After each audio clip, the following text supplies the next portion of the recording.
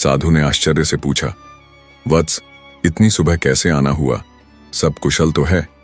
राजा बोला, प्रभु, कल रात से मन में एक प्रश्न चल रहा है। साधु ने कहा, कहो, क्या प्रश्न है? राजा बोला, यदि कोई आदमी आम का पेड़ लगाए, उसकी सेवा करे और वह फल देने लगे तो क्या वह फल खुद खा सकता है या उसे किसी और को देना चाहिए? क्या यह अपराध होगा? दुष्ट राजा वासना के वश में था। उसने महात्मा के समक्ष एक बनावटी कहानी गढ़ी और बोला, प्रभु, यदि कोई व्यक्ति आम का पेड़ लगाकर उसकी सेवा करता है और फिर उसके फल खुद खा ले तो क्या वह पाप करेगा? महात्मा ने सहज भाव से कहा, यदि बात फलों की ही है तो उसमें भला क्या पाप?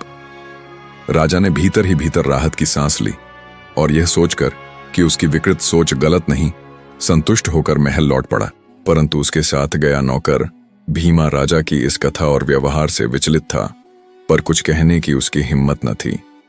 उधर राजकुमारी तारा भी रात भर बेचैन रही। सुबह उठते ही उसने विचार किया, क्या मैं अपने पिता के बारे में अनावश्यक शंका कर रही हूं?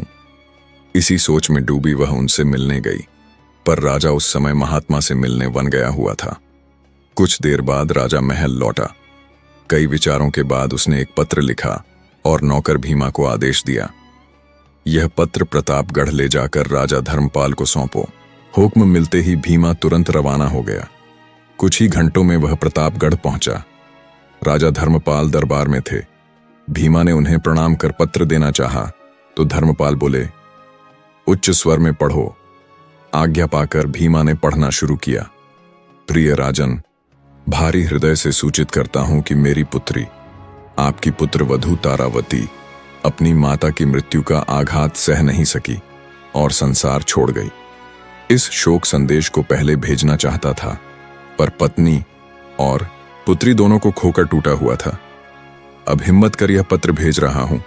कृपया राजकुमार अभिमन्यु के लिए किसी अन्य कन्या का चयन करें। क्षमा चाहता हूं। राजा धर्मपाल स्तब्ध रह गए, पर जितना आघात उन्हें हुआ उससे कहीं अधिक भीतर से हिला नौकर भीमा। महात्मा से मुलाकात और अब यह पत्र, इन दोनों घटनाओं को जोड़ते ही उसे सारा छल स्पष्ट हो गया। उसने समय गंवाए बिना विलासनगर की ओर तेज गति से प्रस्थान किया।